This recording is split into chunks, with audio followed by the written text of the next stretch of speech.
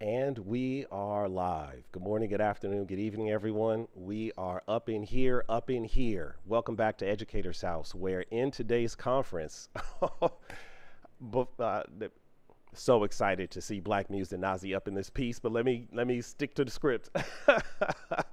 What are we looking at today? Today's investigation: does DEI have a blind spot? Pun intended. Here's what I want you guys to be able to walk away with today.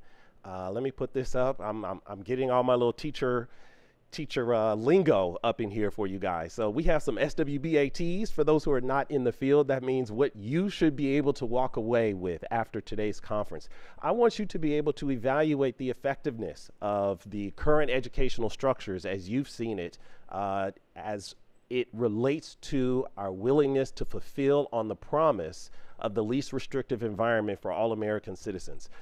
Number two, you should, by the end of this conference, be able to analyze the historical conditions that led to the situation that we see today. So I'll be providing a bit of historical context as it relates to this intersection between diversity, equity, and inclusion and our disabled population.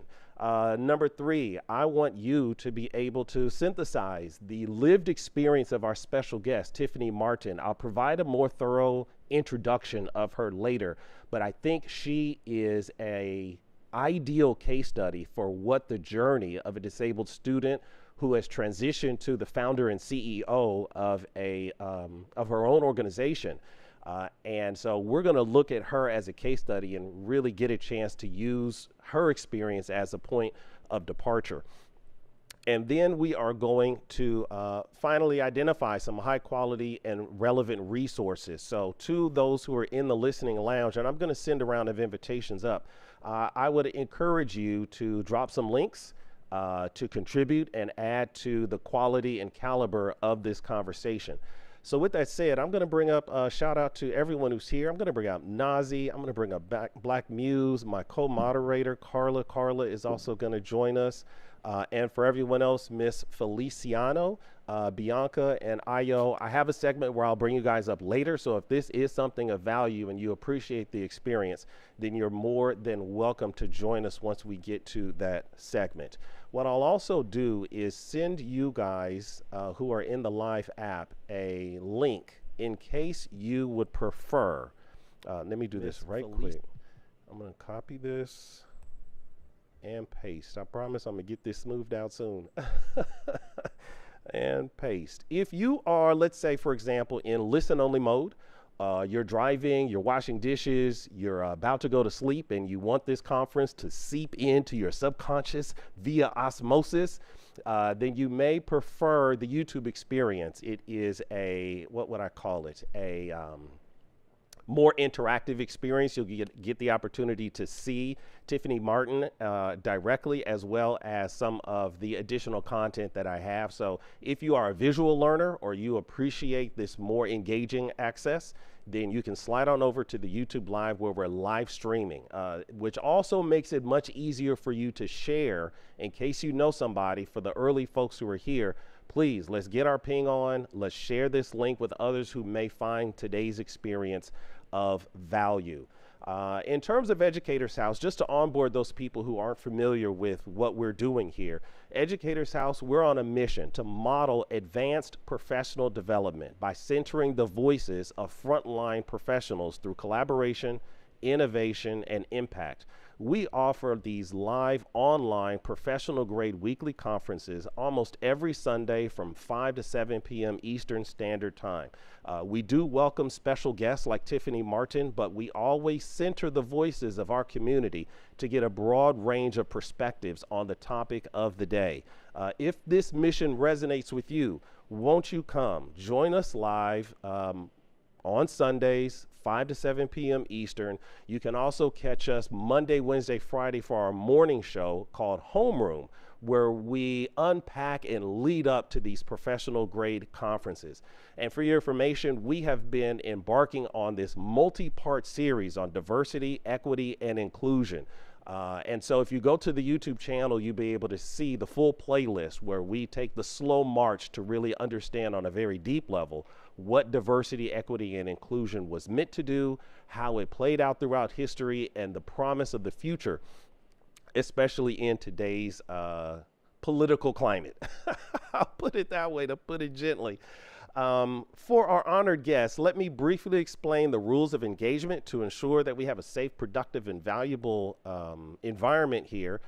And I'll also give a shout out to those who are watching live on YouTube. So let me slide over to the app. I want to give a quick shout out to Cedric Scott. I'd love to invite you up on stage if you have time. Monica, welcome to the space. Anthony A.M. Rivers and My Tarnished Reputation. I'll send you an invitation as well. For those who aren't familiar, I'm sending invitations to folks who are deeply immersed in what the Educators House can represent, and I'll bring up our honored guests a little bit later in the segment. But for those of you who may be new to this space, there's a few things that you should keep in mind. Number one, please monitor your background noise. If you're on the bus, on the subway, it might not be the right place for you to come off mute and join the conversation, but you can certainly catch us live. Because this is being recorded, because we're live streaming, I just want to make sure that we monitor the background noise. Number two, we do have a strict one mic policy. Oh, wait. Leticia would be very proud of me. I have something here. Bing, bang, boom. So I've got here our rules of engagement if you're watching the live stream. Strict one mic policy. What does that mean? Please gather your thoughts. I will give you as best I can a heads up when it's going to be your time. And second, please monitor your talk time. Some people may only get one opportunity to speak because we have this one mic policy and we're on limited time. So I just want you to be mindful of that. Now, I will hold on to my moderator's privilege. If I need to move the conversation along, please don't be offended. It's just for the good of the group.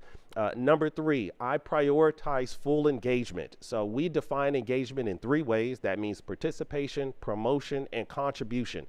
At this stage, early in our experience, what I want you to know is we're in the promotion phase. So if you have someone that you know, please share the link, ping someone in, let them know that we are live and we are doing this. In terms of participation, I thrive as the host of the conversation on digital engagement. So what does that look like? Number one, keep the chat active.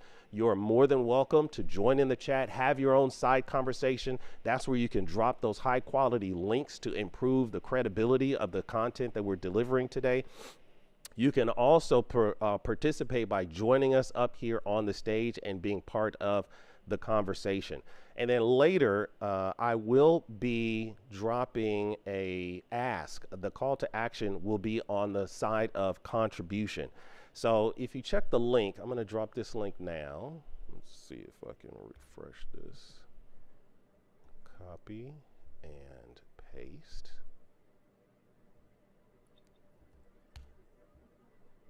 If you direct your attention up to the marquee, you'll see the link where we are engaged in the public launch campaign to determine if this mission is sustainable. So later in the conference, I will ask you to assess and evaluate if the value of this conference is worth it. And if so, to please make a meaningful contribution towards our mission. So stay tuned to the end. I'll be sharing what you will get in exchange for your generous contribution to help us sustain our mission. Let me get Monica up here. Becoming, I'd love to have you up here. Pro Lyrical, happy anniversary as well.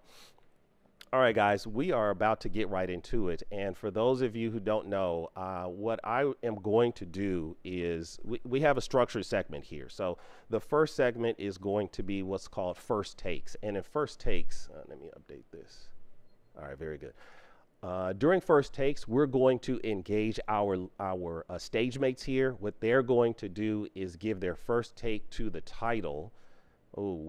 Leticia will be proud of me, but I'm still my toughest critic. So give me a moment while I pull up this caption for Bing Bang Boom, my YouTube audience. And I'm also going to update this title for the Clubhouse. The question that I want you guys to struggle with is to share a disability story.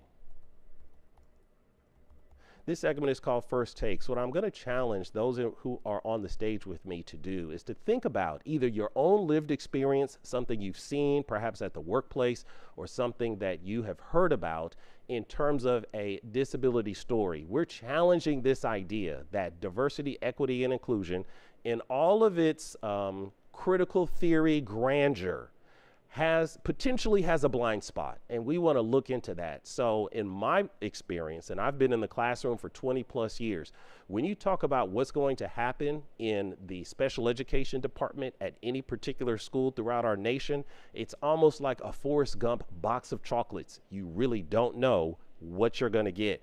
And so I think that A.M. Rivers, I see you here, so come on up on stage. Elizabeth Yo, Rose, and others, thank you guys for joining the space. So I'd love to hear if any of the folks in the audience, excuse me, on the stage have a story that could help us set the tone for today's conversation. What I'd like to do is to work from the bottom of the stage and move our way up to my moderator team. So let me make sure that I properly identify my moderators. Click and click, PTR. So what I'd like to do is to start from the bottom and work my way up. So A.M. Rivers, if you have something, then we'll go to Monica and My Tarnished Reputation, and then Black Muse, and then we'll go into the moderator crew, and we'll end with our special guest as a bit of a segue into the featured speaker segment, which is segment 2. After Tiffany and I kind of unpack her story and look at how she has experienced access, inclusion, and support for those who are differently abled, then we'll open it back up into segment 3 for the moderated discussion. That's what I'm going to open up the entire stage to everybody who's in the listening lounge, and then we can really start cooking. So you guys are welcome, and hopefully we'll be adding value as we go. So with that said, what I'd like to do is offer, actually before I do that, Tiffany, hey girl. Hey. Let me get on my mute button before we get everybody all uncomfortable. I'm glad that you're here. And if you don't mind, let's just chill for a moment. Let everyone kind of set the tone for our conversation, and then you and I will start cooking. All right, perfect. All right, listen, guys, I would like to start with A.M. Rivers. Good morning, good afternoon, good evening. Welcome to the Educator's House. I wonder, do you have a disability story, something that can help highlight that experience from your perspective? If you're ready, the mic is yours. Yes, I do. I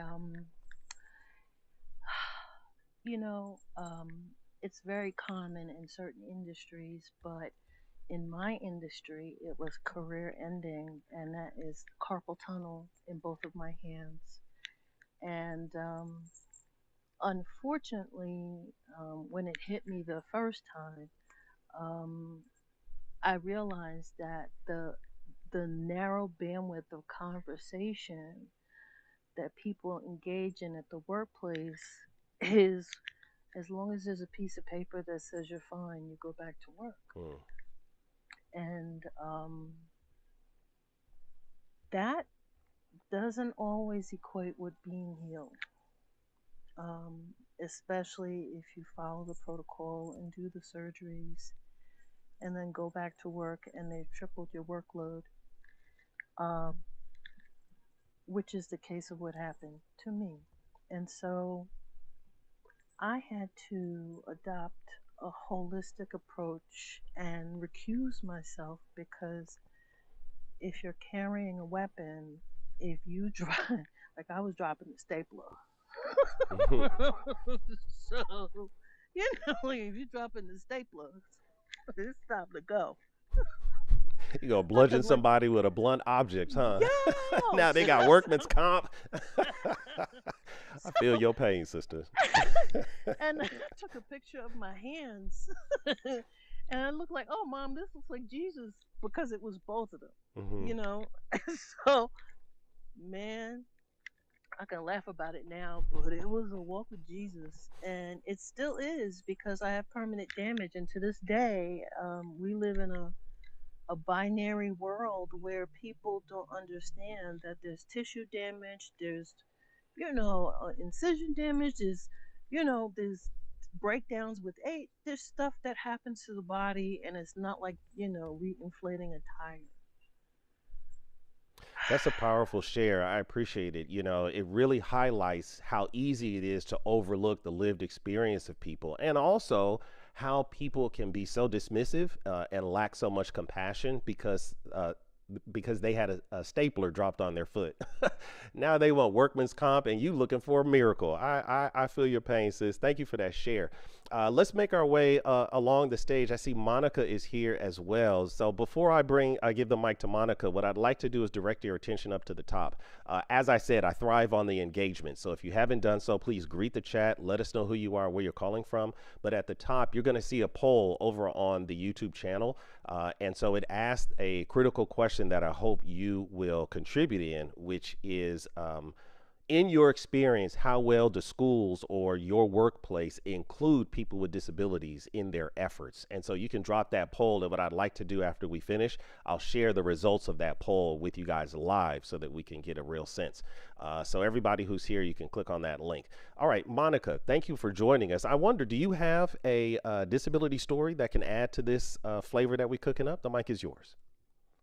I was thinking about a family who had a special needs child in a wheelchair, and they went to a place to get their child tested, and they knew that there was parking in the back of the building that was handicap accessible, or they might not have known, and it was raining, and the family was distraught because it was so complicated and hard to get this special needs kid where they needed to go.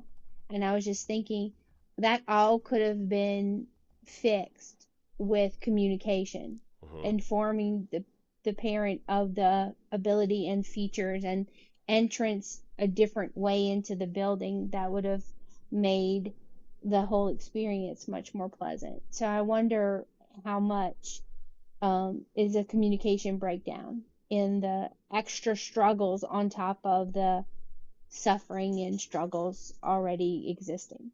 That's what I have for you, Hassan.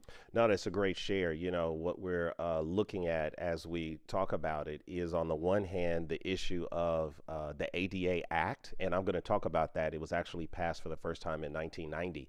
And then we're also talking about equal access to a public education, and there's a lot of intersection there. So I appreciate that share, and it really does add some important value. Let me slide on up to the stage. Before I do so, I'm going to invite Zervania up onto the stage if you'd like to join us. Remember, this is a no pressure space, but you're more than welcome to be a part of this. If anyone else wants to contribute to the first takes, the people that I've personally invited are folks that I know are qualified in the space. But if you've got a story, I'd love for you to raise your hand and join us up here so that we can set the tone for the feature segment with our special guest. With that said, I'm going to go to Black Muse, and then I'll bring Zarvania. I'll bring the mic directly to you, and then we'll get to our moderator crew. Black, you're in the space. Like, you've got a lot of experience in the classroom. So I'm curious if anything came up for you as it relates to a disability story. If you're ready to share, the mic is yours, sir.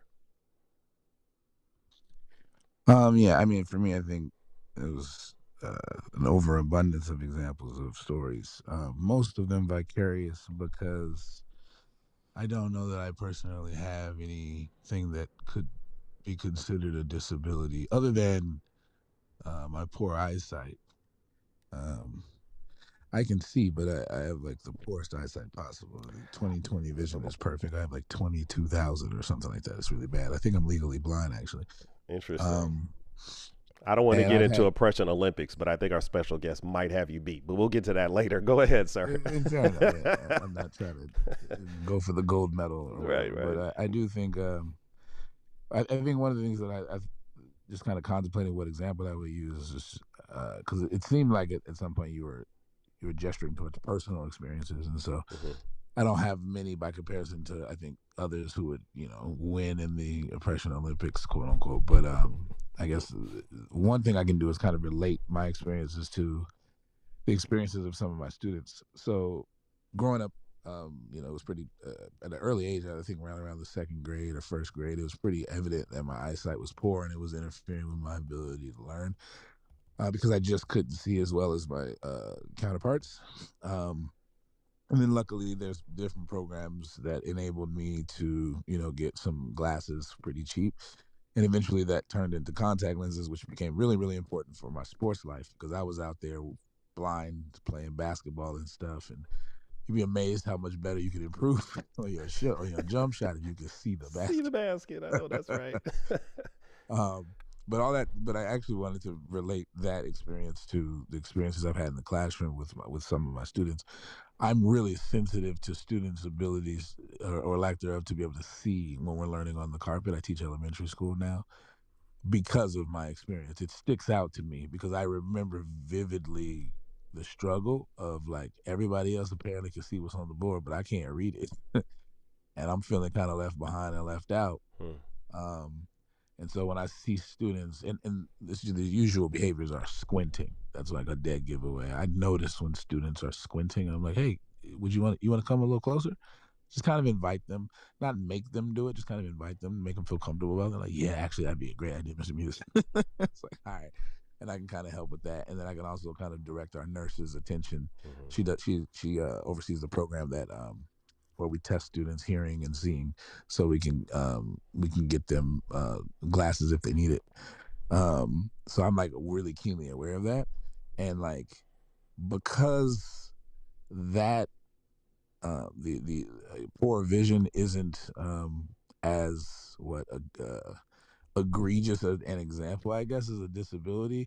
It's one of those things that kind of slips through the cracks. Like it's if you have a student who rolls into your classroom in a wheelchair, that is, I think, a disability in a more obvious way, or it's more likely to be considered as such. But just poor vision, where you can still see, but it's just blurry a little bit. You're nearsighted or farsighted or whatever.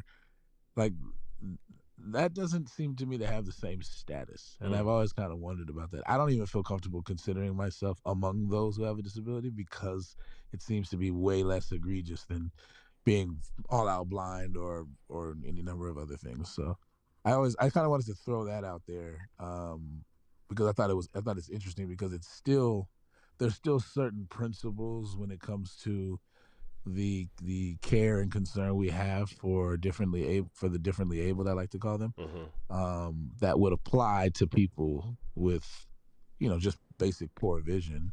um so I don't know, I just want to throw it out there because it's something I'm kind of like I've been thinking about for a while, and I'm wondering how that lands with other people, particularly if you regard yourself as someone who maybe has a more, I guess, severe disability, if I could say it like that. I'm not trying to insult anyone, but I'm trying Sure. to describe it accurately. No, it's an it. Husan, can I reply to that? Hey, Nazi, go for it. Uh, I know I mentioned this in the homeroom, but I think it'd be good to set the stage for this room and this space also of actually defining a disability. Hmm. And you touched on what is part of defining a disability, Black, is so disability is defined by three ways according to critical disability theory.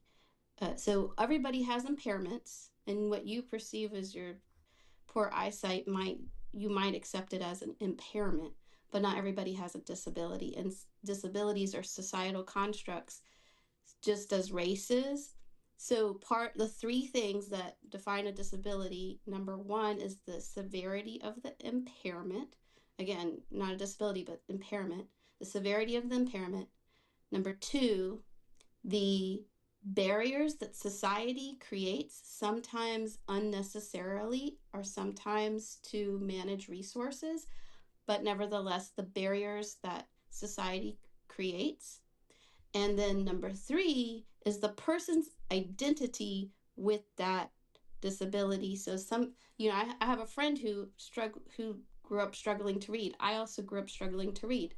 She sees herself as dyslexic. I don't, but it's just how you identify. So that's a third step, a third part. So that's the part you're kind of referring to. So I think if we use those three criteria to refer to disability, it really can clarify a lot of language here. That's a great share. I'm going to add my little piece and then I'll move to Zarvania. For me, number one, I want to acknowledge your sophisticated insight. You know, it takes a special kind of a teacher to be able to navigate that apparently what could be an uncomfortable conversation. And it sounds like you do it so smoothly. You acknowledge it, you acknowledge them, and then you create space for them to decide whether it's an impairment or whether it should be treated with a level at the level of disability. So that ability to recognize it and to move on it, I think, is powerful.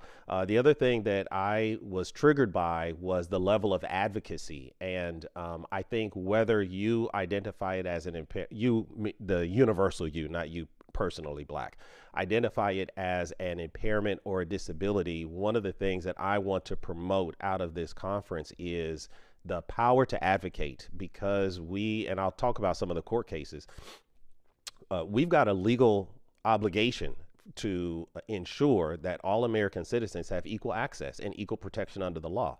And so I think far too many people they suffer in silence with their disability because they're not confident that they will get the support, or they may feel that there can be some shame associated with what they're experiencing. And so if we can break that silence, I think that we'll be moving forward in the right direction. With that said, I'm going to move the mic along to Zarvania Gibbs. I'm glad that you're here, and I'll pass the mic directly to you. Do you have a story that can add to the layers we've been putting in so far? The mic is yours. I do. It's actually just two short stories. One is an observation I had. So my mom had back surgery, and so after she had back surgery, she then qualified as a person with a disability because she had ongoing pain that had to be remedied through like either medicine or therapy. But whenever she was viewed as the same Deborah that she was prior to her back surgery, and so people who knew her before didn't know about the pain that she endured during. And this relates. So I've had other students that had difficulties managing their emotions. Like they would qualify as a student like with the emotional disturbance. But on their good days, teachers would really think that they just weren't trying as well. They weren't trying hard, that it was actually something that they could easily control. And I gave both of those as examples that sometimes those disabilities are things that you really can't see well. And you never know what a person is dealing with, whether it's their internal, like physical, like an actual physical pain, or if it's just managing their emotions. And a lot of times they're misjudged because of the disabilities that people can't see. Uh, there you go. Yeah, no, that's a powerful share. I think that if we look at a long enough time scale, just based on statistics, the numbers may be different. I understand that up to 75% of us at one point or another in time are going to have a disability that we're going to have to navigate. Some might be temporary, as you mentioned with the surgery, others might be permanent. And so this is something that breaks what we may traditionally find as disaggregated groups, because disability is no respecter of race. Everybody can get the smoke. Disability is no respecter of gender. Okay. And so we can all find ourselves with an opportunity for compassion when it comes to dealing with disability. Let me keep this mic moving. I think we've covered all of our stage mates. And if anyone else wants to jump in, you'll have to jump in on the back end on segment 3, because I'm going to move to our moderators here. And I'm glad that you guys are here. And since I have you here as a captive audience, I'm going to attempt my first little sound clip. So this is what I was supposed to play at the beginning of the segment as I try to add value. So check this little sound out that I found. All right, quiet on the set. Camera speed. Sound production, take 1. All right, that's supposed to introduce the first take. I'm going to get it a little smoother, but in the meantime, let me pass the mic over to Carla, and then Nazi. Thank you, moderator team, for joining me here, and I am happy to have you guys talk to the title as well. Carla, do you have a disability story that could add value to what we've discussed so far? If so, the mic is yours. Good afternoon, everyone, and welcome to Educators House. I had one that I was thinking about, and I'd be interested in Nazi's take on this, because I've listened a lot to her education. But this is one for me that's probably one of either misidentification or under-identification. I would say due to a cultural bias, right? I served as a teaching assistant in the summer and for summer school. And there was one young man in the class who was extremely disruptive. he was very inattentive. He couldn't demonstrate mastery of like basic fractions, and we were doing some beginning algebra, and he struggled with it, right? And so when I spoke with the teacher described him as someone who didn't want to learn, was a class clown, and he had low expectations of him ever mastering the material. So basically he overlooked him. He said, just don't pay attention to him. And as a result, the young man compensated for that by acting out in class. So I started focusing attention with him and just talking to him. And I realized he really did want to learn, and he was acting out because he said nobody believed in him. Nobody took time with him.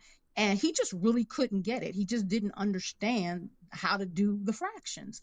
So we started talking more and more, and I realized that he really loved music. So I started attempting to teach him simple fractions using musical rhythms, tempo, time segments, and showed him in music how music and fractions go together. And we started building on that.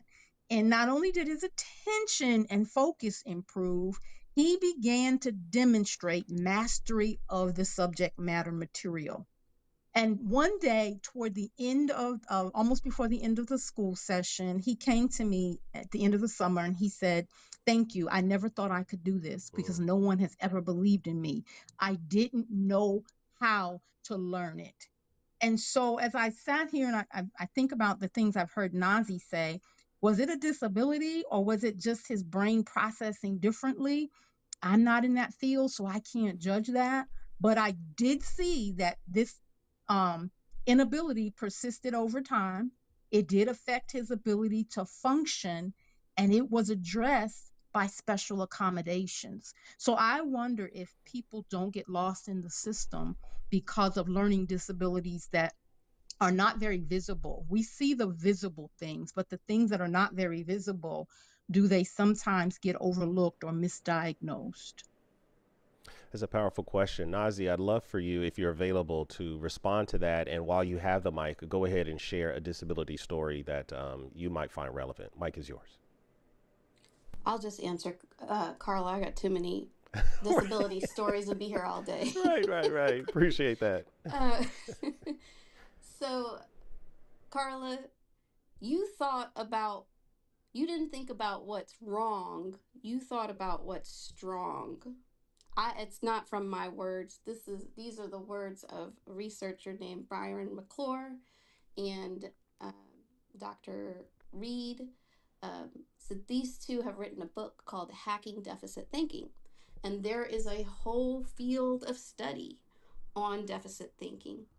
And what they found is, research has found that schools who make a concerted effort to hack deficit thinking actually think they're doing a pretty bad job of it.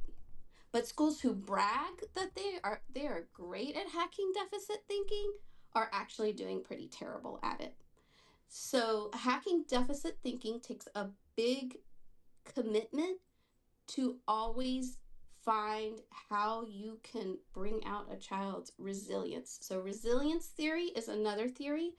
Resilience theory says that all people are resilient, but resiliency isn't just this completely innate born thing that everybody can get up and tighten their bootstraps and go. Resiliency comes from a balance of both risks and strengths. So your risks could be internal things, disabilities, impairments, things like that. Could be genetic differences. It could be societal disadvantages, like being a person born of color. In some societies that is a societal disadvantage. In other societies, it's not. So we have to change our environment, and we have to make a concerted effort and know that we have not ever reached a point where we have achieved this hacking deficit thinking. And when you change from if you get people to change their thinking from what's from what's wrong to what's strong, then that puts that responsibility of building resiliency in people, in the community, in the society. So that's why I always say, like, if, like I said before, if we have problems with people over identifying with disabilities, we need to think about what's wrong with our society rather than think about what's wrong with the person. There's been a powerful stand that you've taken, and you have helped shift my thinking on that. I mean, you brought this to my attention months ago at this point, and so I really appreciate you staying consistent with helping to shift our thinking around whether this is their problem, your problem, or our problem. And I think that's a powerful position to take. So I appreciate that. Okay, typically I wouldn't do this, but I do have a very special person to me, Fabian Lyon, who raised his hand to join us up here on stage. And so I'm going to break protocol a little bit. Sorry to my moderators, but I'm going to have my guest Fabian come on and share as well. Thanks for coming up onto the stage. After this, what's going to happen is we're going to turn our attention over to Tiffany Martin, our special guest. If you haven't done so, you may scroll up in the chat and find the YouTube link in case you want to have a visual experience that goes with this. So just know that that's what's going to be coming next. But in the meantime, Fabian, welcome onto the stage. Please, if you have a disability story, come on in and share it. The mic is yours. Yeah, thank you, Husan. Great to be here. Great room. Got some familiar faces here and friends. Thank you so much. I don't have a story per se, but I just want to kind of piggyback a little bit on what Carla referenced. It brought to mind an experience that I had a couple years ago now, but it really illustrated how we can be so quick to ship our children off to be disciplined. And as a result, we have that school to prison pipeline. Anyway, real short, we're wrapping up this Bible study, and two of the participants happen to be teachers, one of which was just saying how she had a rough day. Two of her students in particular were really, really just rambunctious, rowdy, and running around the class and causing a problem. And I was trying to call the resource officer, and they in turn called the local police department. So I don't know any other details why it warranted for them to call a local police department. But nonetheless, usually I don't say anything, but I had to speak and say, did anybody even take the time to try to find out what might be going on with these boys at home, or what caused this? And it, as I said, it really illustrated that we just see the obvious surface stuff in our young people. He or she is bad, and we put them in labels and in a box. But uh, I think we really need to dig a little deeper and not just, see the obvious and be satisfied with the obvious, but indeed maybe figure out a different way of going about things. I think we're using these old models, Husan. We've talked about it for decades now, and we really need to look at we're at a different time. This is 2025. And that's my share. Thank you, Husan. No, thank you. I have really come to trust and appreciate your points of view. So you really did add some great value. Okay, guys, listen, we're at 38 minutes after the hour. We're going to move into our next segment. I don't have no cool sound for that yet, but just be patient with me. I'm going to get there. But this is the part of our segment where I'm going to highlight our special guest here. So if I don't know what you're into, if it's a glass of whiskey neat or a pop of a bowl of popcorn neat, go ahead and get it, because Tiffany and I are about to cook and unpack a little bit. What I will do is post the link in case you want to join us over on YouTube. I have just reached a goal. Shout out to Leticia for bringing it to my attention. We've just crossed over our first 100 subscribers, marching our way towards the first 1,000. So if you haven't done so, go ahead and subscribe to the channel. It is really going to be one of the signals to help us. But while you make that transition, what I'd like to do is to introduce and help frame what you guys have done in terms of laying the groundwork, using that as a point of departure for today's conversation. So Tiffany Martin is the founder and CEO of Visiotech. It's an organization that's on a mission to lead the future of responsible technology by creating accessible, secure AI solutions that expand opportunity, protect communities, and make equity a built-in advantage, not an afterthought. So who's experienced it? And she's experienced this issue up close.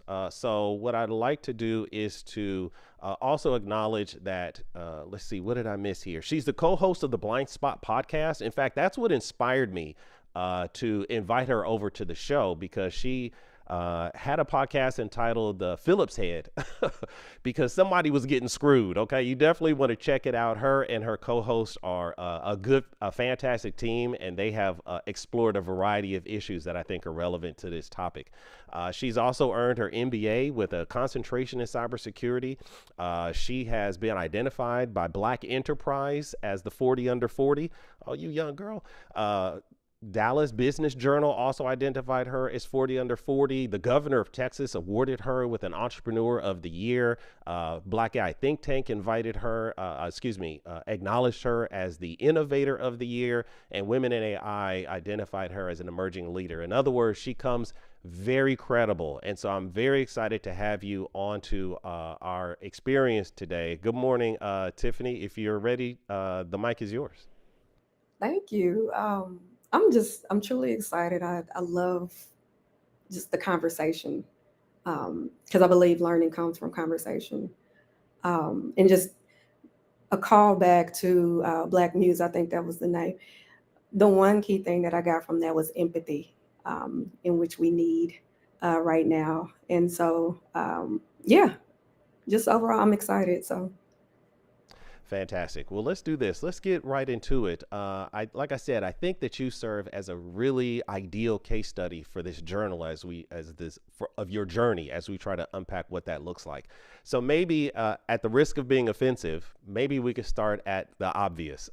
So you're blind. I think we can acknowledge that. So if I may ask, is it something that you were born with? Was there an accident? I think it was oh, what's that superhero's name? The Daredevil, right? Who had some chemical spill, and then all of a sudden he's got superpowers. And when I think about you, like low key, you have superpowers. And so if you could maybe lead us in with that story, it may help us kind of lay some groundwork for your journey. That is so funny, and I actually just started Daredevil on Disney Plus. But nevertheless, no, I was not always blind. At the age of 5, I was diagnosed with type 1 juvenile diabetes. So I've had a chronic illness for a very long time, but I and my family never really viewed it as a disability. At least I didn't. I viewed it as a major inconvenience because it's really predicated upon management and your health management. And as you know, just all of you are, educators or instructors, but kids do not like to get inconvenienced when they are focused on something, whether that's fun, friendships, whatever it is. Once they have to press pause, it truly disrupts, just their day to day. And so with that, my parents were very on top of things, to say the least. They introduced me to therapy, which was really taboo at the time in the 90s and early aughts. And so I had all of the resources. But there were some challenges. So they're wanting to get a hold to make sure that I'm healthy and living the best full life that I could, but they're also trying to balance the freedom of letting your child, just be a teen. And so with that, I'm not taking care of myself as much as I could. I'm having, issues and teenage issues, if you will, with the parents, and rebellion sets in, and they're trying their best to get a handle on it, and then college hits, and there's no more parents, there's no more safeguard, no guardrails, and I'm just living my best full high girl summer life, if you would. Go girl. Yeah, right. But it just spiraled. Graduated, and then went into this job, making all of this great money, traveling all over the world, still not taking care of myself. All of that caught up to me at the age of 28. And I would like to say that it was a gradual, I could brace myself, but it really was kind of overnight. I noticed symptoms 2015, February of 2015.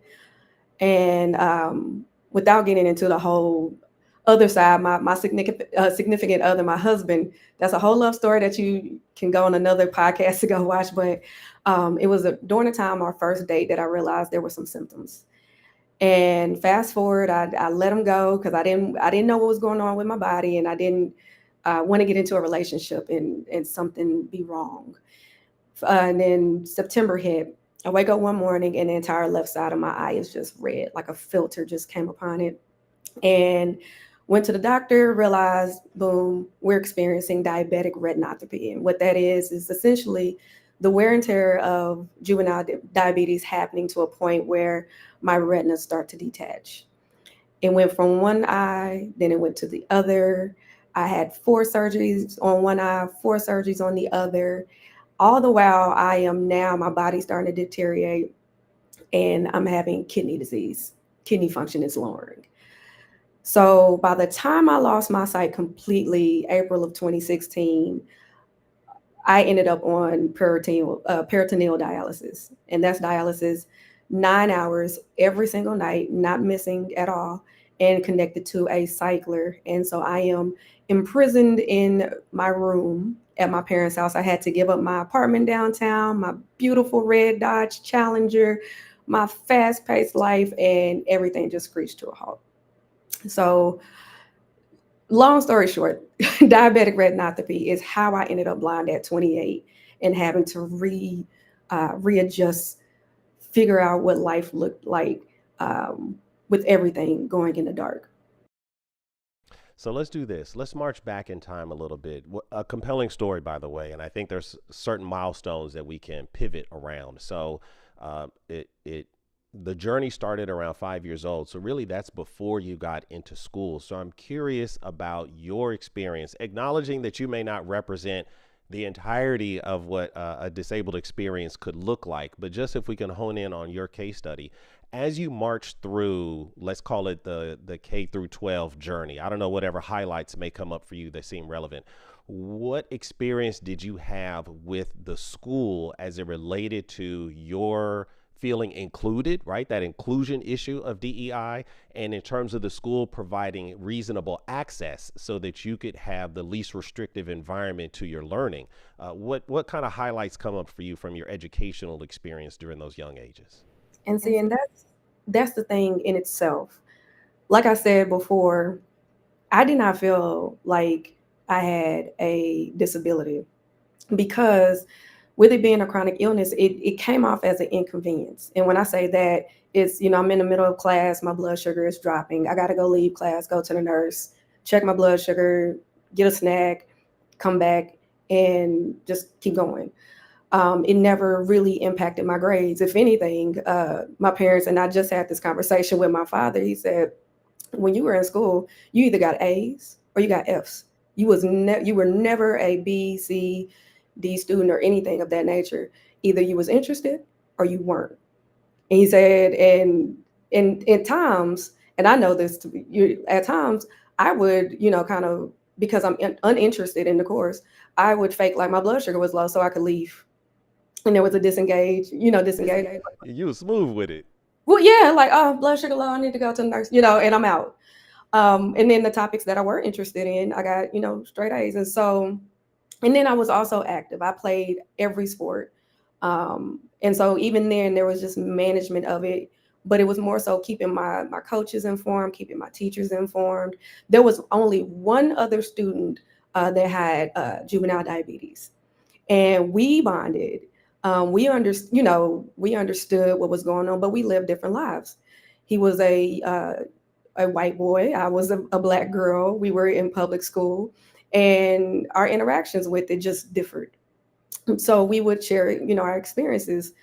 And it really wasn't until recently, when I lost my sight, but recently when I went to pursue my master's, that okay, you do have a disability.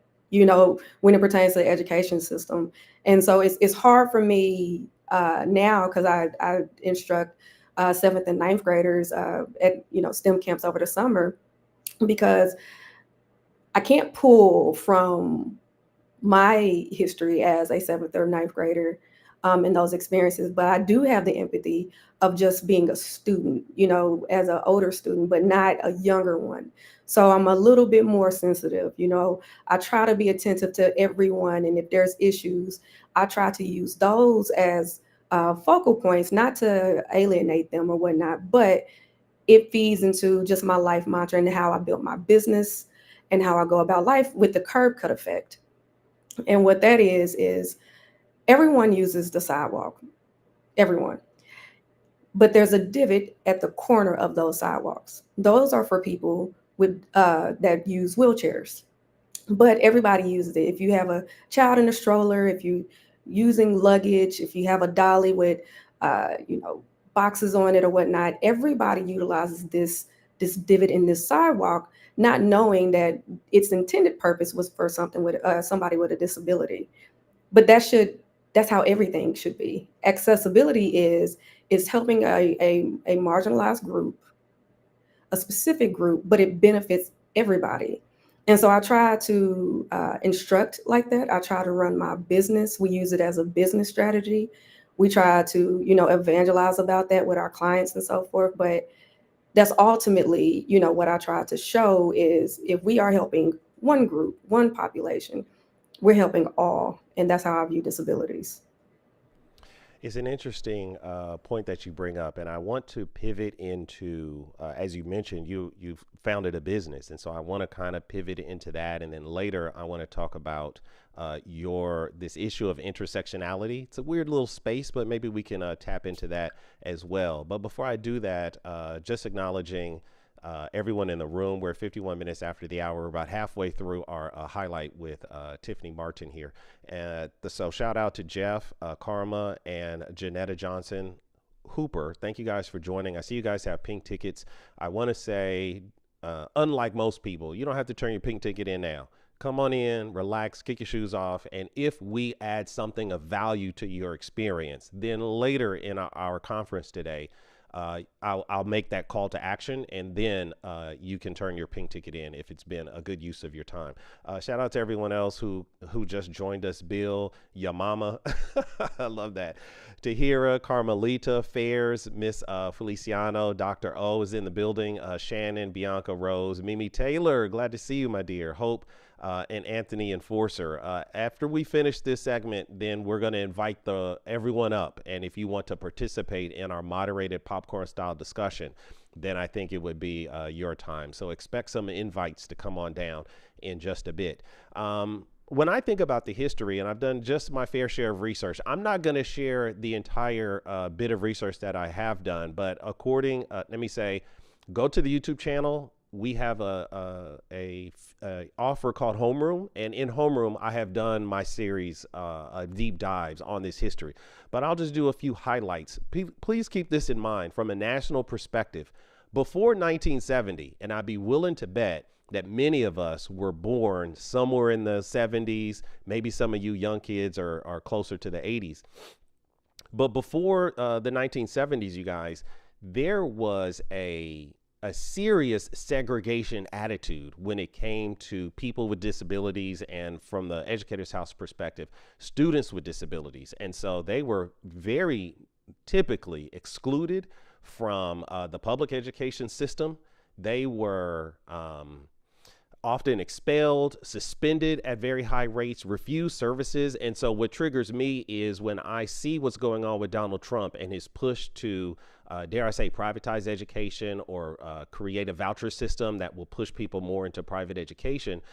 There is no mandate for a private institution to provide these services, unlike public institutions. And so I do have a little bit of concern, if I could be honest, that we might be going back to what he calls Make America Great Again, but it wasn't really great for everybody. And so if we get past those 1970s, we start to see two landmark cases that really pushed us to provide equal access. And that would be, just for your own research purposes, how do I say, be mindful of the language, but it was the Pennsylvania Association for Retarded Children versus the Commonwealth of Pennsylvania. And as an outcome of that case, it was declared that students with disabilities were in fact entitled to a free and public education as a privilege of their citizenship. And then the next year in 1972, Mills versus Board of Education of the District of Columbia, which was a class action lawsuit, 18, if I'm not mistaken, 18, 8, I believe it is 18 students that came together as a plaintiff. No, excuse me. My notes tell me it's 7 children. But they ended up representing the fact that 18,000 disabled students were similarly excluded from equal access. And so as a result, the Supreme Court decided that there were 2 major issues here. Number one, their Fifth Amendment rights were being violated. That is their right to due process. So there was not an actual protocol that demonstrated that they were properly either excluded, suspended, or expelled. So they didn't have due process. They just got put on the back burner. And then the second thing that really connected our disabled population to their constitutional rights was the 14th Amendment, which is an equal protection under the law. And so denying them from free public education, the procedures of protection, and the services that can provide them free access to public education was being denied. And so this really did set the tone for moving forward to what we see today. And then I'll just fast forward to my next major pivot point, which I mentioned earlier, which is 1990, a significant year related to our topic. So that was the same year that IDEA was passed. That stands for Individuals with Disabilities Education Act. And also the, as I mentioned, the ADA, Americans with Disabilities Act, was also passed in 1990. If you want to learn more details, go over to Homeroom. You can see that we have that on the YouTube channel, and you can get additional details. So those are just some of the highlights that I wanted to offer for the good of the group. But turning back to you, Tiffany, if you don't mind, let's talk about you talked a bit about your school experience. Maybe we can fast forward to what it looks like to create a company that is an advocate for people with disabilities. How do I say, what challenges have you had encountering building this business? Has it been embraced? Have you had any, what would I call it? Feelings of virtue signaling, and not really a genuine concern about access and equity? Are corporations more concerned about the fact that this is, if I remember your website correctly, a multiple trillion business opportunity to provide this kind of access? So maybe they don't care, but they're looking at the bottom line. So with all of that said, you can kind of take it in whichever direction that you want. But tell us a little bit about Visiotech and how you came to found this organization. So it's so much that we could just go. I could do this all day. But the company initially, when I lost my sight, we had to go through Texas Workforce Commission. And it was such an uphill battle just to get just the services that I needed. I had a job. Had a wonderful job and was able to keep that job, but I still needed the resources and tools. So doing a little bit of research in the ADA, I realized that they had to come up with reasonable accommodations. And this is where it gets really tricky with like legislation, and they put little things in there that, some people can get tripped up on, but reasonable accommodations. And if it's unreasonable, then they have to, come up with alternatives. And so we looked for resources, went to TWC. And the process dealing with any government entity is just always going to be strenuous and long. So we went to our representative, and God bless her soul, Eddie Bernice Johnson.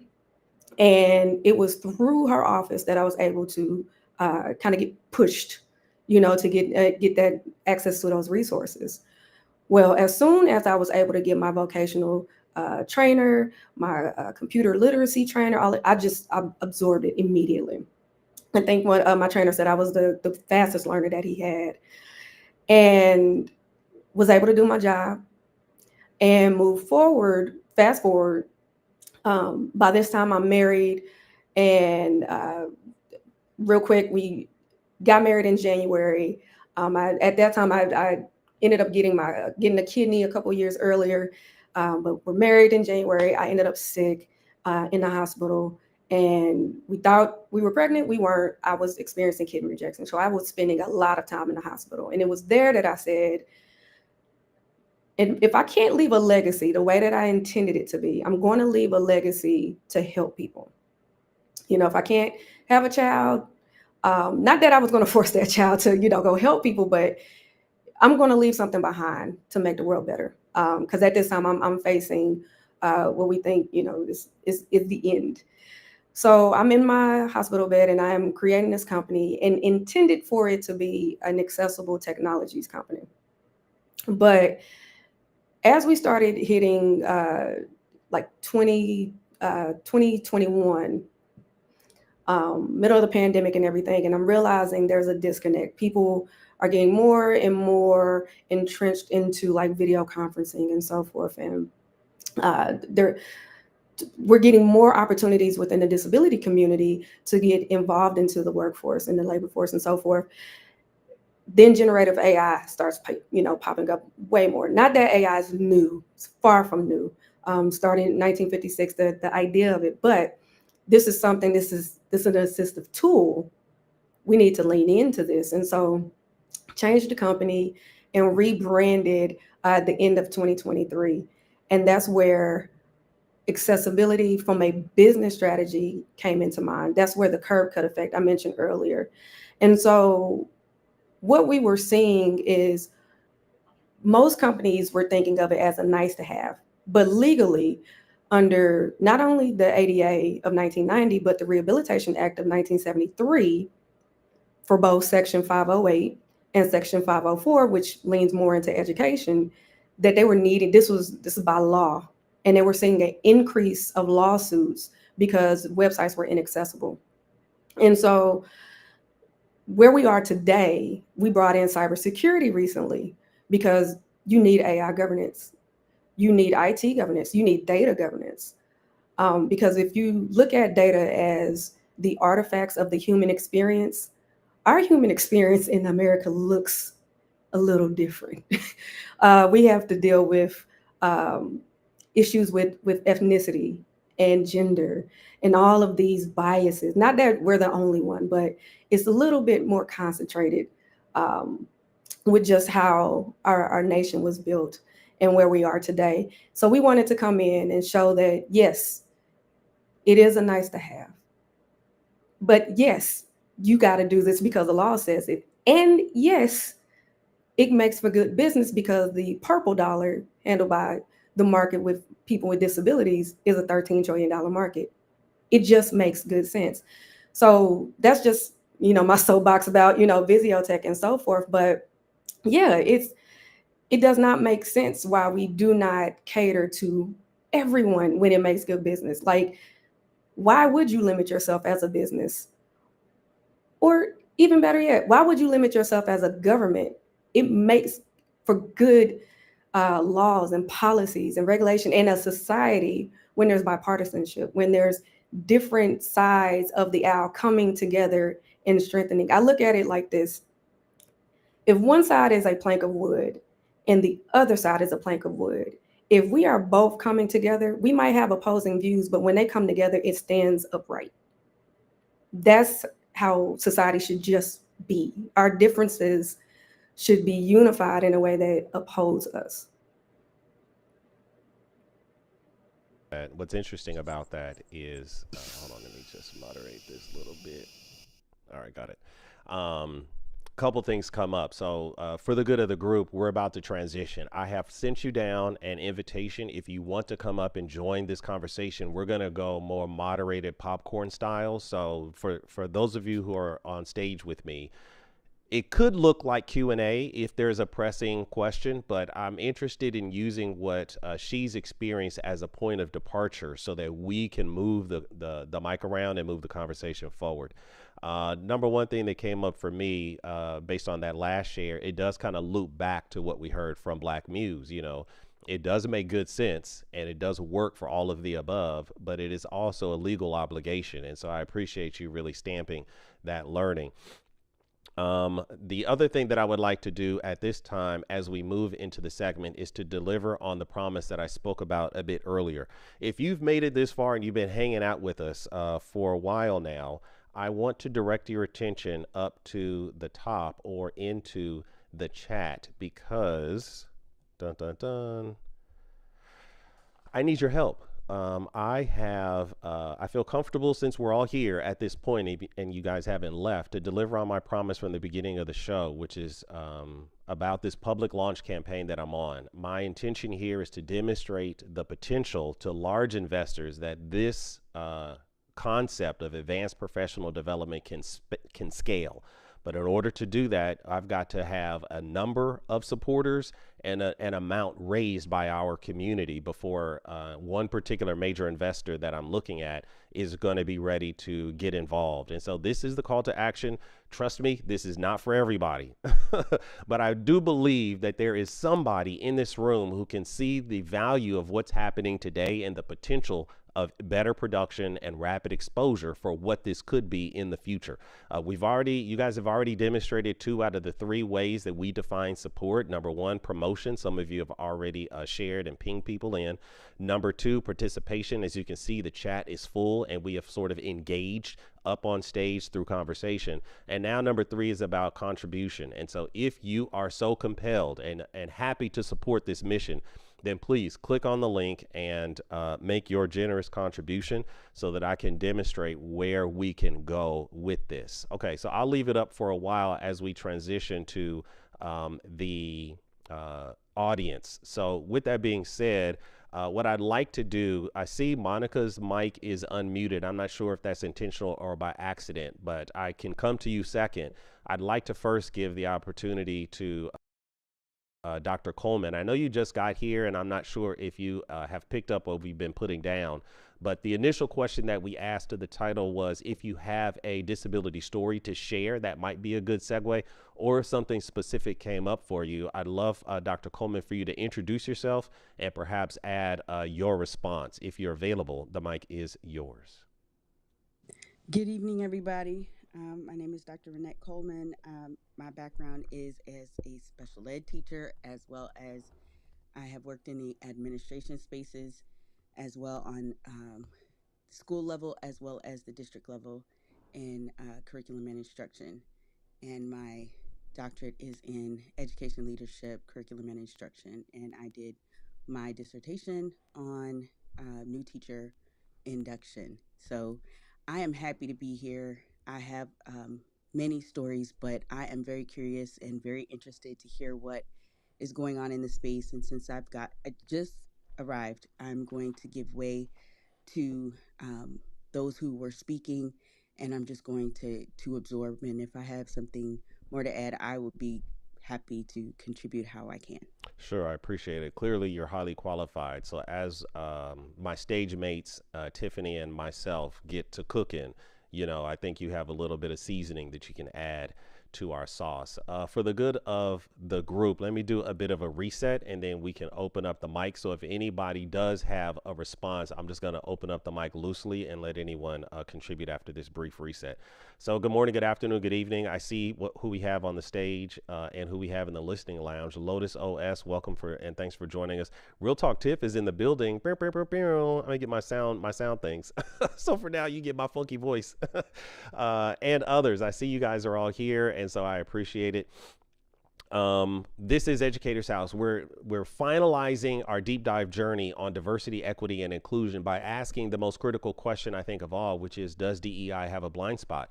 We talk about the importance of diversity, the importance of equity, and the importance of inclusion, but perhaps there's a glaring community that has not been properly serviced. From my humble, biased opinion, when I think about DEI as a layperson, even though I'm included in that, I think about the fact that it tends to be centered around issues of race or issues of gender.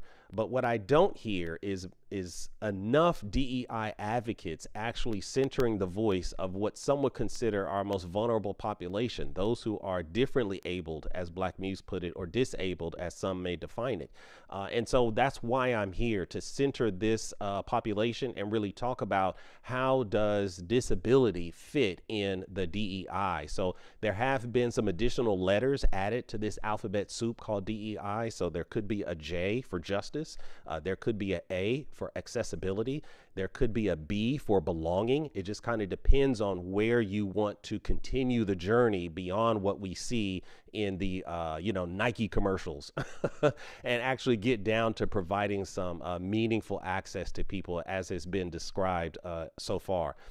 So with that said, thank you guys for coming, and let me turn to my stage mates here.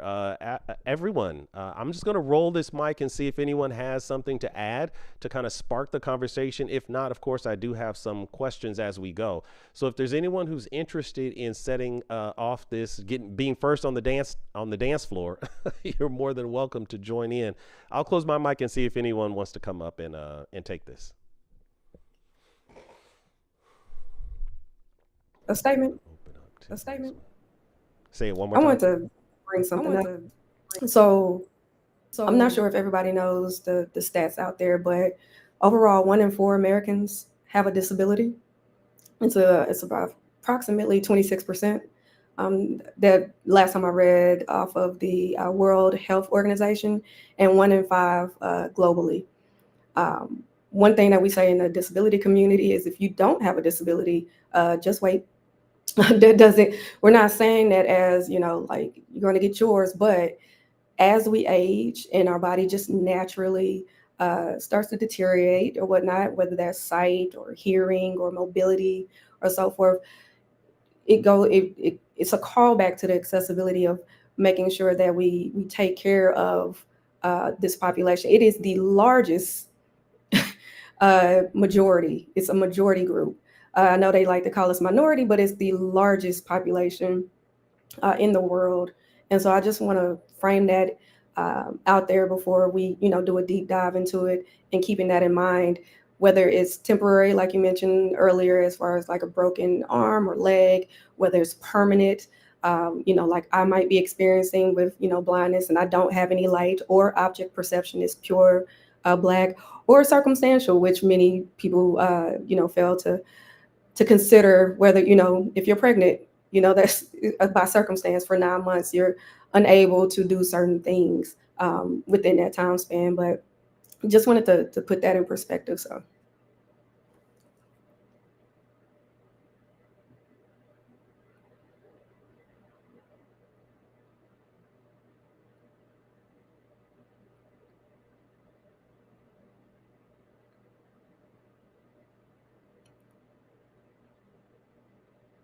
I can keep talking. I don't know. Sorry, these mic buttons got me funky. No, I gave you some flowers and was making that transition. So, Nazi, I noticed that you came off the mic, so clearly you're in the space quite deeply. And so, did anything come up for you that can add to where we're going to head to next? Mic is yours.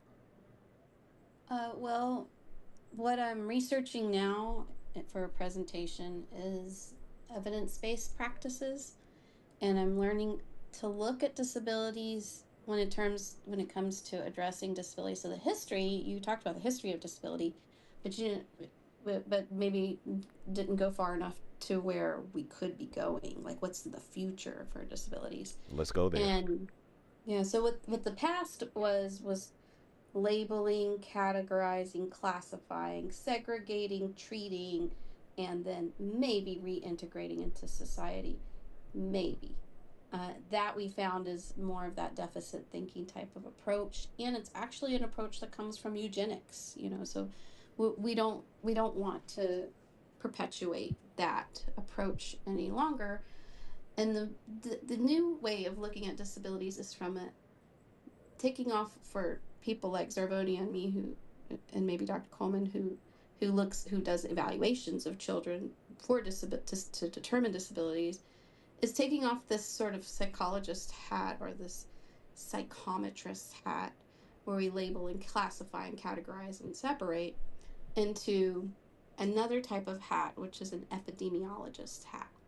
And so a reason why we need to have this epidemiological hat is because we have so many children right now that have so many conditions like ADHD, high functioning autism, dyslexia. I mean, you're talking about the recommendation is 1 in 5 with dyslexia. Put that epidemiological hat on, and man, you got a pandemic. And what are we doing about this pandemic? I mean, do we just sit and watch children become fatalities of our education system? No, we've got to react. We've got to act. So that action looks like looking at something called instance rates. That's how many new rates of disability that is occurring at a time. Your um, your instance rates is one. Your prevalence is, so think of a bathtub. Mm-hmm. The bathtub is getting full because this incident rate is filling up this bathtub. Now this bathtub's taking care of people. It's giving people the support, the things they need. But that bathtub is going to overflow at some point when it starts, the incident rate keeps coming. Now, how do people exit the bathtub? How does that water get, out of the bathtub? Either you're cured or you die. Mm. Now, in education, for example, so if your literacy rate is that 66%, and we were worried about this in 2001. I was just watching the Learning Disability Summit, and they were concerned then that 33% of kids were not reading proficiently. Well, now 66% of kids are not reading proficiently. And this is only like 20 years later. So obviously what we're doing is not working. And so we're not curing people. That's not how the people are leaving the bathtub. So if we're not curing people, not the other choice is the fatality. We are our kids are becoming fatal, or becoming fatalities of our education system. Mm. So um so you think of incidence, prevalence, and death or cures. If we can't create the majority of our society reading proficiently on third, fourth, and fifth grade reading levels, then we are perpetuating a future for our society that makes you more at risk for poverty, crime, and so many other, and health problems. And so this is like an urgent calling. Just as if COVID was announced yesterday, like we have a literacy pandemic. I want to jump in here, and Zarvania, you might be qualified, but before I pass it over to you, Tiffany, did something come up that you'd like to respond to?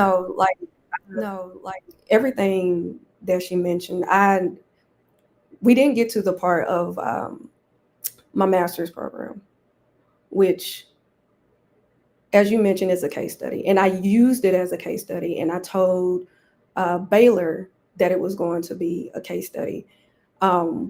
Really quick, because I do want to get to everybody else. When I was encouraged by one of my close friends that is at a institution out here, is a PWI. And at the time, and I made that distinction because it helps the story. But there was an institution that was trying to reach R1 status, and she said we need more diversity. We need more people that think and have lived experiences as you. So I really think you need to have your doctorate. I said, well, I don't have my master's. She said, there's been cases where people can come in and just kind of group it in together. I said, I will go if there's an interest. There was an interest, and I went to the interview, and the interview that I had, the first one that I met, I asked the professor, and she specialized in special education. I said, have you ever taught a blind student? And she said, no. And so I said, well, has there ever been a blind student that went through this program? She said, no. I said, that's a problem. Went to the next interview with that professor, and I did a little bit, research on him. And the first thing that he asked me was, well, it wasn't an ask, it was a statement first. He said, you're blind, and we do a lot of coding. How would you do coding? So I had to pull up my phone, show him voiceover, and let him know that there are tactile methods in which they're teaching kindergartners how to code using blocks that are, completely blind students. Didn't know about it. Next question he asked, well, again, you're blind, and it's a lot of quantitative research and stuff. How could you do an equation? I cut that interview short. So you're pretty much asked me about my capabilities. I wouldn't have came if I didn't think I was capable. Um, and I'm trying to contribute my lived experience along with my academic prowess to better the actual students you're trying to serve. Ended the conversation. I then went to a HBCU in order to get my executive MBA. So I figured I could just, stair step. I'll take this step, then I can go pursue the doctorate. Well, I get there, and this is a HBCU. I'm thinking, hey, they will understand being pushed, to the margins, and once given an opportunity, can excel. They said I didn't have enough experience. I spent that entire year um, building that up. But immediately after that rejection, I went to Baylor. They waived the GRE, and the first thing they asked, what can we do to make sure that you're successful in our program? That's all. It was access. And because they removed that barrier of entry, which I think standardized testing in ways might help, but it's how we're implementing it. You have one standardized test, and in Texas, it's just our education system. Don't get me started, but one test to examine somebody's entire uh, academic career, if you will, not taking into consideration what that student might be going through socioeconomically and other aspects or whatnot. But they removed this test, gave me everything that I needed, spoke with all of my professors, highly they understood. I used AI as a gap filler, not to answer questions, but as a way to format papers, as a way to test me on my skills before my exams. And I was very open and had open communication. And I'm rattling off the rest of these, my accomplishments, not as a flex, but as the results of opening up access. I graduated top of my class, multiple honors, granted student of outstanding student in the entire MBA program. As far as my executive, you listed off those things, but none of that wouldn't have occurred if somebody did not grant me access. Now I can go back and I can thumb my nose at those two institutions, or they can take the blueprint and open it up and create more opportunities. And as opposed to that water spilling out, as opposed to, we'll get to cures one day.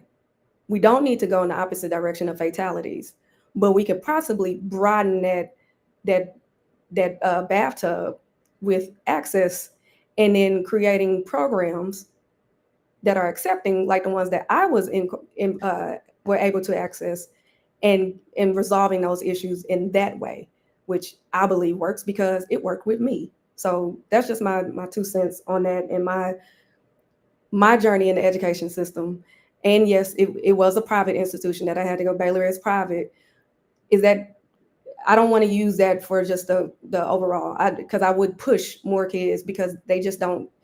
I was blessed to be able to go to that school and afford it. That is not the case for everybody. So that's just me again on my soapbox. So. That's all right. Listen, flex, girl, flex. Okay, you deserve those flowers. I want to pass it over to Zarvania. Now, you're a diagnostician in this space. I wonder, from your professional experience, could you speak to this issue of diagnosing students who may qualify for an IEP and the broader trend of diversity, equity, and inclusion? Are those two things in alignment? Have you ever experienced them being at odds, or do you deal with them as two totally separate, features of your work? Like, how do you deal with that interface, Zarvania? If you can answer that, the mic is yours. Sure. There's lots of intersectionality between, both.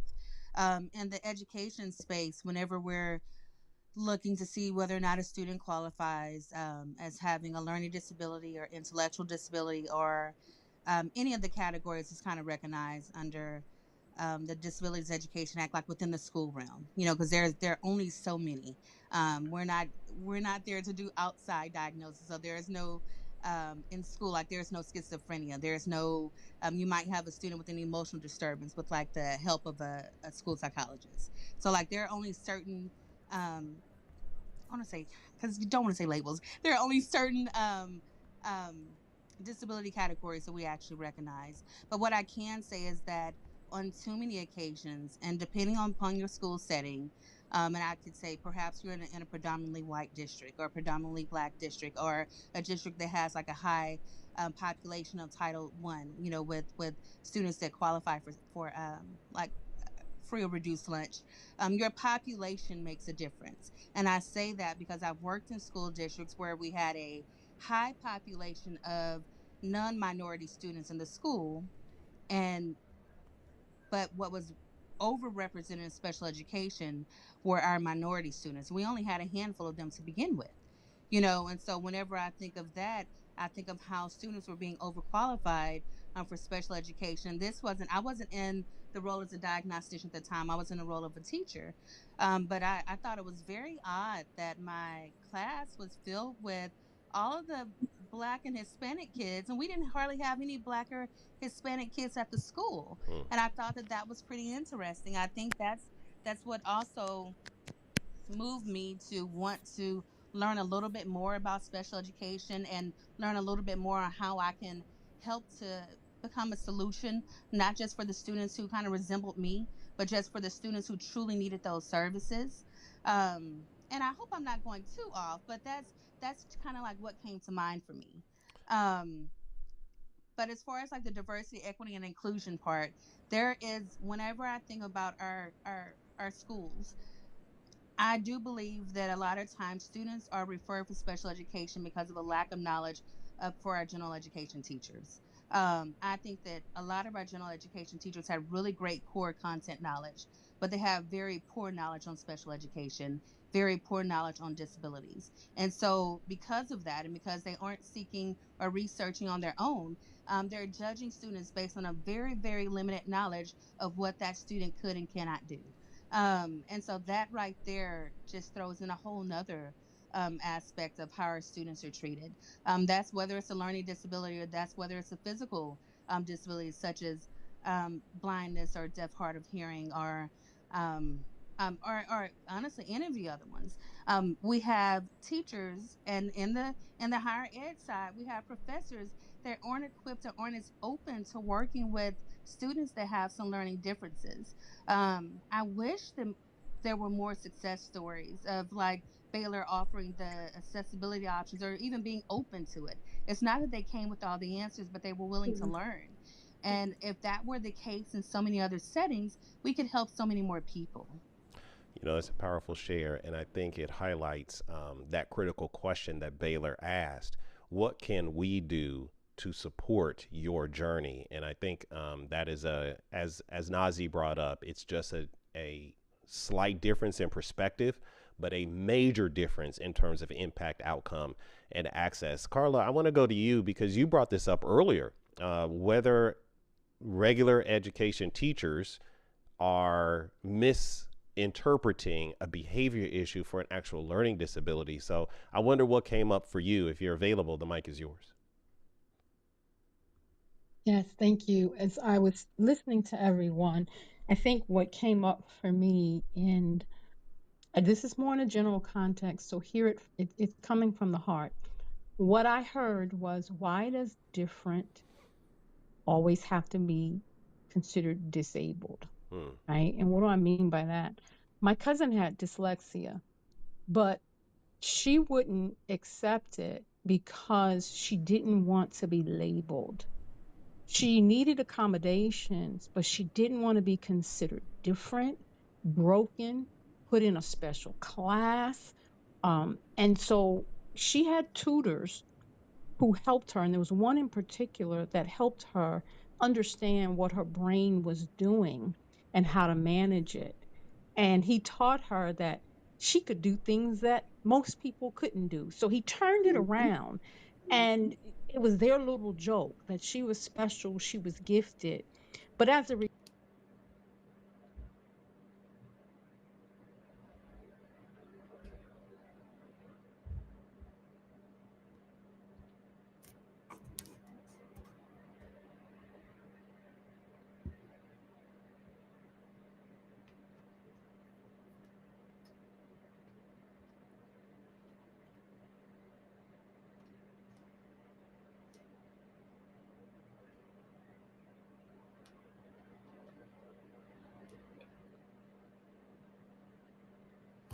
Hello.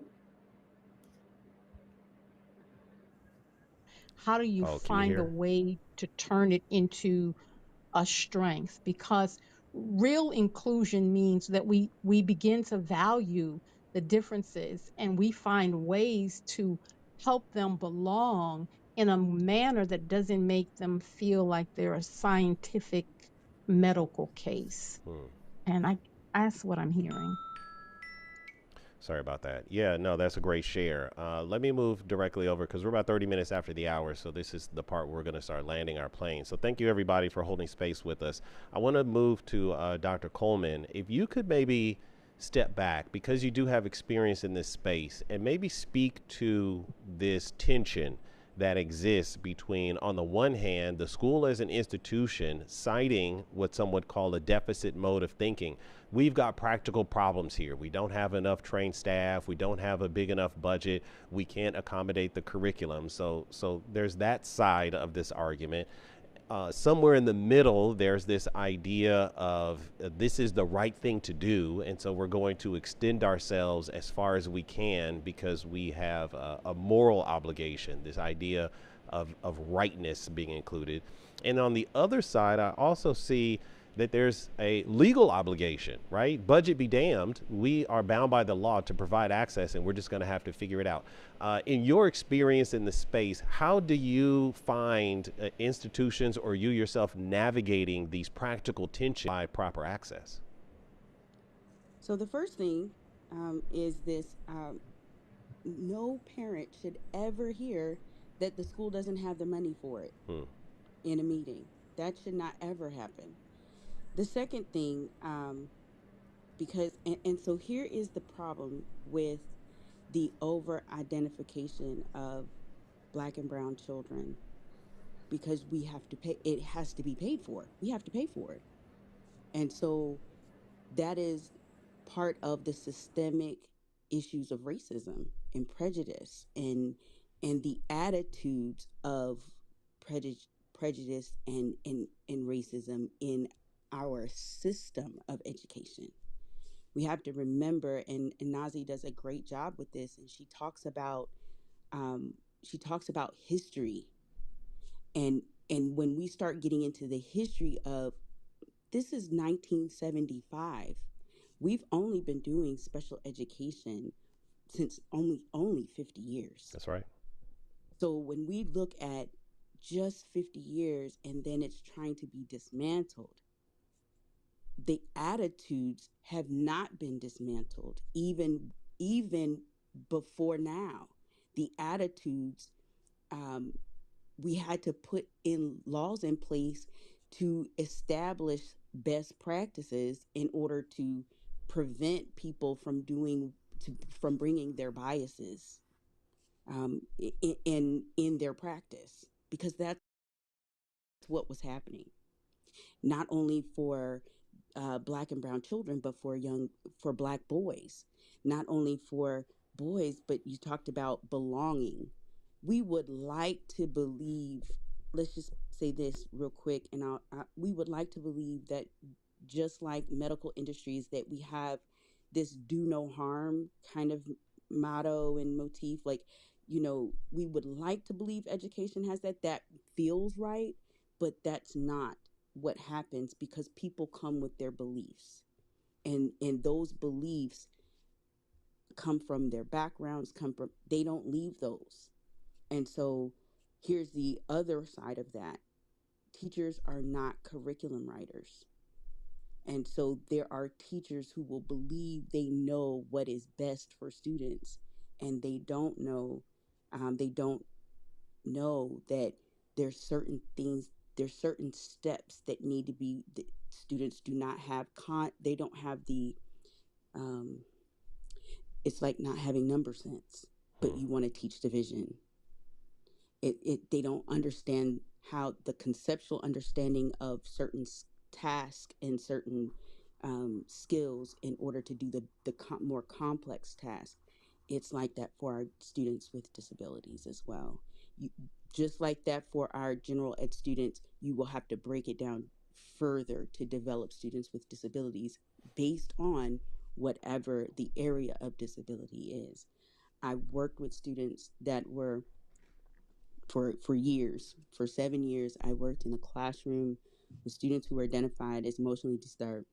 And so that was bipolar, that was schizophrenia, that was autism, and for the majority of that time, in the 7 years, I only had 4 girls in my class.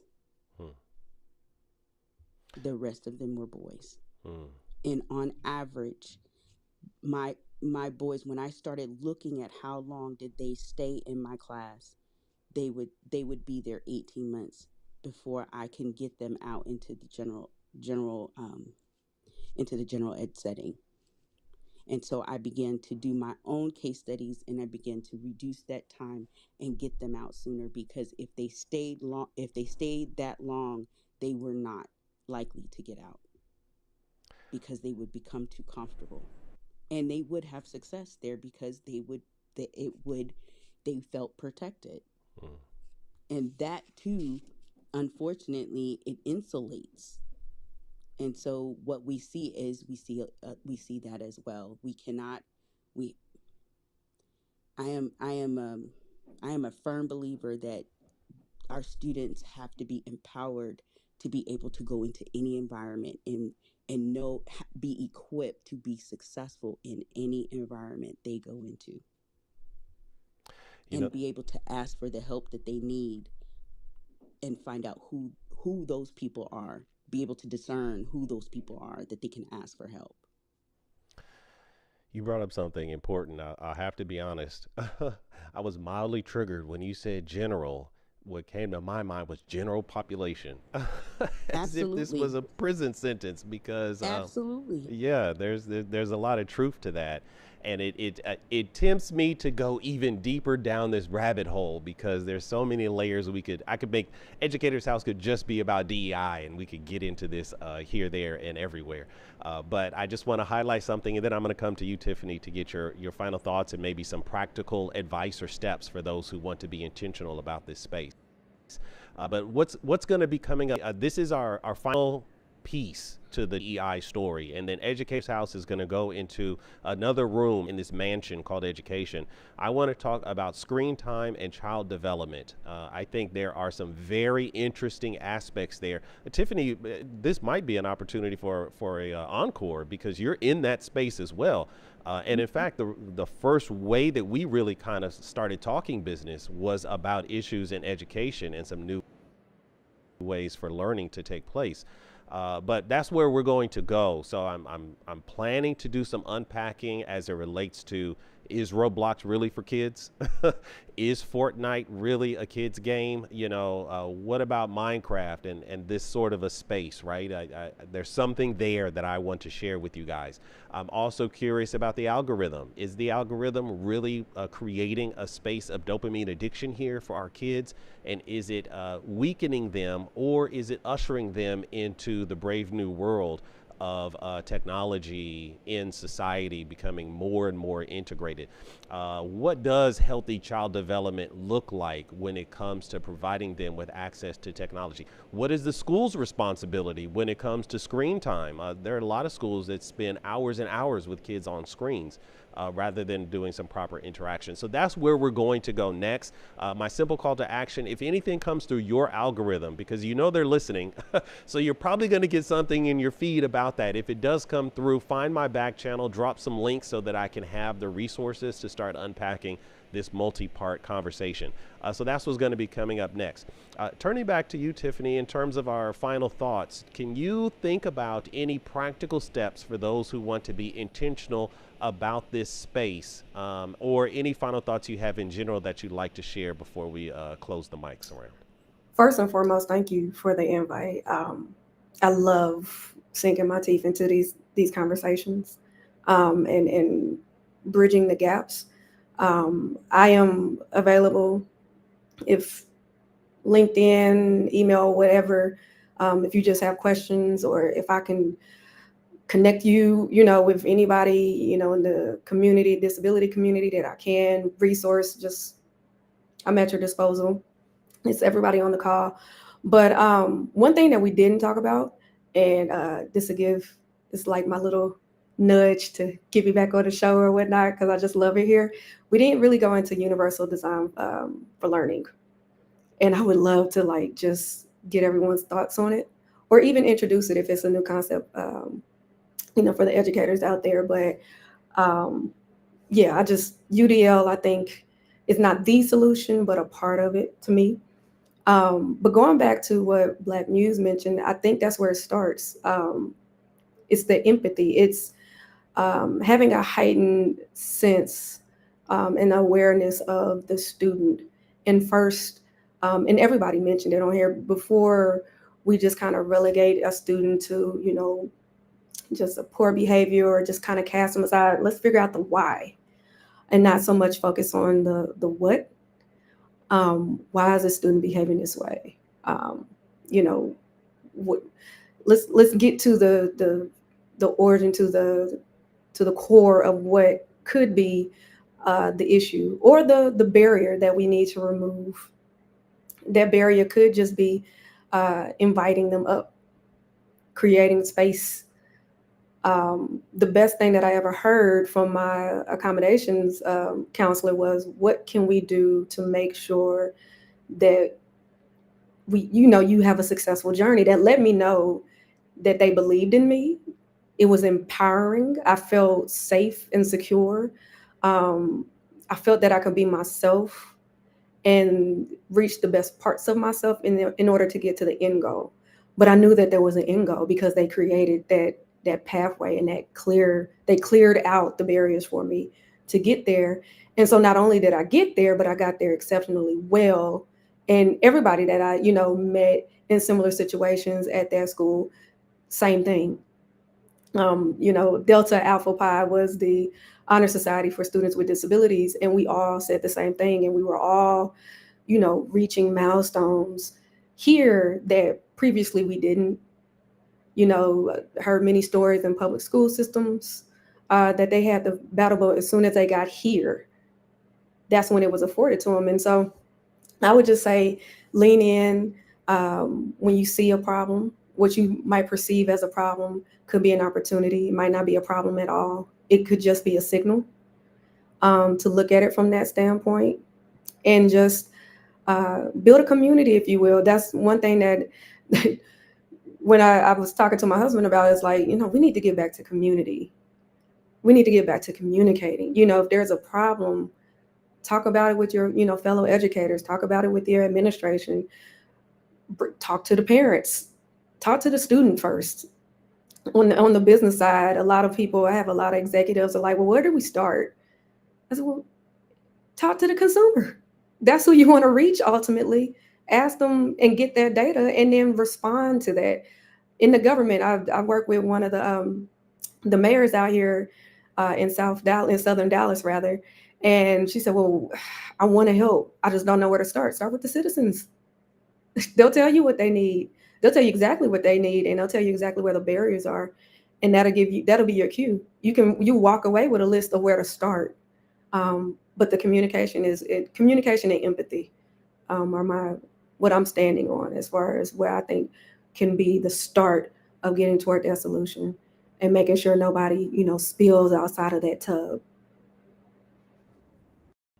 That was a strong analogy that you brought up, Nazi. So I really do appreciate it. It kind of served as a strong through line for helping us wrap our heads around this. I'm going to make one final call to action, and then I will go once again in reverse PTR order. So I'll start with Dr. Coleman, Zarvania, Carla, and then Nazi. Listen, guys, I am this might not be the sexiest thing. Okay, this might not have the smoke of a no diddy room, or it might not have the spice of some of the spaces that you could be right now. But what I do know is I'm mission driven, and this conversation is critical and important. And now we can stamp it in the archive of the high quality conversations and conferences that we host here at the Educator's House. However, I need to demonstrate that it is sustainable. So if you haven't done so, I would certainly emphasize the call to action. I just did a PTR on the public launch campaign, and to date, we haven't gotten anyone from today's conference to make a contribution. So my call to action is quite simple. If you think this is of value, I need your help to make this sustainable. So when you click on that public launch campaign, it's a PayPal link. It will create a variety of ways that you can make a meaningful contribution. There's also an Educator's House Cash App if that's more convenient for you. But it is going to be important that at any level, so far everyone has been quite generous in their donations, but if there's any small signal that you could offer just to say, I see what you're doing, Educator's House, and I want to be part of the mission, it would be one additional tick to demonstrate that this is something that the community appreciates beyond what I can do for free, because that won't be a sustainable opportunity. So I'm going to drop the link one more time. If you are so compelled, again, I'm not talking to everybody, but I do believe that there is somebody here who says, yes, this is important enough for me to sacrifice that 1 cup of Starbucks that I do every day and offer it over here to the mission, just to signal that there is something of value going on here. So I would appreciate your support if you are so moved to do so. With that being said, what I do in this final segment is called Something Remarkable. Because we are a relatively new channel, again, I just crossed 100 supporters here. So the simple fact that the founder and CEO of Visiotech decided to spend 2 hours with us and really help us pull the meat off of this bone is a testament to how important it is that we do what we do here.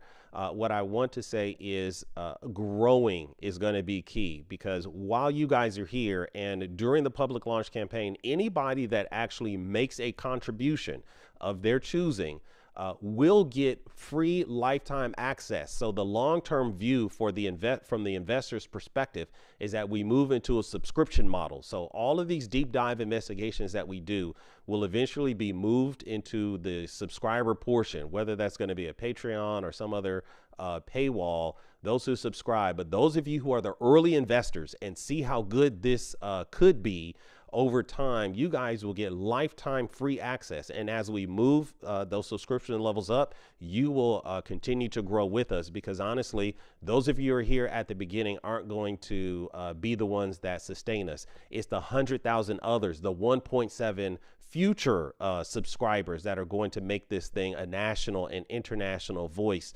for those that are in education. So while you're here, if you do want to get access to the long-term view, there's an easy way to do so, which is to click the link and provide support at whatever level is appropriate for you. So I appreciate your generous donation. With that being said, this is the remarkable phase. Growth means, how could you share this with someone else, right? There's one thing to say, get onto Clubhouse and now they got to onboard and, oh, I remember that old app. But there's another thing to share this with the YouTube. The YouTube link is far more accessible. But what we all know is that when it comes to growth, word of mouth is what really matters. And so someone challenged me to think about, if you were to share this in one sentence or one phrase, what's going on over here today or in Educator's House more broadly, how would you summarize what you've experienced or share what you experience here with someone else? So that's going to be how we're going to close things out. So I'll start with Dr. Coleman and work my way up the stage. So Dr. Coleman, can you think about some remarkable statement that you could share with someone to help them give a sense of what's going on over here? If something comes up for you, the mic is yours. One of my mentors always said that that what we do as a profession, education is still a noble profession. And so that is what we're doing here. It is still a noble profession, and this development, professional development, is a noble work. It's beautifully said and a great way to put a pin. What do we call it? Stamp the learning. So I appreciate that. Zarvania Gibbs, same for you. What's remarkable about your experience today? Mike is yours. You know what, I kind of thought of it as whenever we allow our students to have like brain breaks. This was truly like a brain boost or like a mind exercise for educators. I enjoyed the conversation, just hearing, just a give and take feedback. I learned so much, of course, from listening to others, and especially from listening to others' experiences. So I would say that this is like a brain boost break for educators. And I think that's how I would phrase it. Brain boost. You never know. That might be the new tagline for Educator's House. So I appreciate it. I hope you didn't trademark that yet, because I might have to steal that one, girl. Thank you very much, Zarvania. Somewhere in the chat, you're going to find Tiffany Martin's LinkedIn. You're also going to find the website to Visiotech. And by way of announcement, she and I are actually working on behalf of Stefan Youngblood. I know this is a bit under, how do I say? I hate to, as a good essay, it's not a good idea to bring in new information when you're in the conclusion phase of your paper. But I do think it would be responsible of me to say that both Tiffany and I are going to be supporting Stefan Youngblood. He's in charge of the Black AI Literacy Week. And so she's going to be demonstrating for us her Blind Spot podcast. And so if you want to check her out again, you can go to blackailiteracyweek.com and support Stefan Youngblood. We're going to be there all week. So I just wanted to make sure that you knew what was going to come next. Before I go to Carla and Nazi, I wanted to pass it over to Tiffany. Do you have any announcements, products, services, anything that you would like to promote before we close this room out? If so, the mic is No, you yours. mentioned the website is visiotech.co. That's visiotech.co. You mentioned the podcast earlier, The Blind Spot is with myself and Rebecca Skeet. She is the COO of the Black Girls Hack Foundation. She brings the cybersecurity side. I bring the accessibility side and AI. We talk about just life in general, but we incorporate just little tools and tidbits in technology. So it's a little bit palatable to everyone, but it's a good time over there. And it's growing a little bit faster than probably what we expected, but it's good. But yeah, that's it for right now. I'm working on some other little projects. They will be coming out officially. I'll be given the permission to announce them soon. We have Disability Pride Month in July coming up, in the 35th anniversary of the ADA, which you talked about earlier, on July 26th. So just it's going to be a really busy remainder of the year. So I'm excited, but yeah. And we're excited for you. As you can probably tell if you've seen the whole experience. If not, you can go back and check out the replays on Educators House YouTube channel. Tiffany Martin is a true superhero. Okay, she has not allowed this disability to be a major inconvenience, as she mentioned previously. Now she's using it and leveraging it to provide access to the millions of people and the $13 trillion of potential funds in order to really connect that bridge between these two communities. And so I really am glad to have you here. Okay, so my final two would be my co-moderators here. So I wonder how you guys would remark on this. So I'll start with Carla and then Nazi, and then we'll go ahead and land this plane. Shout out to Christine. Thanks for coming through. Carla, what's remarkable here for you? If you have something, the mic is yours.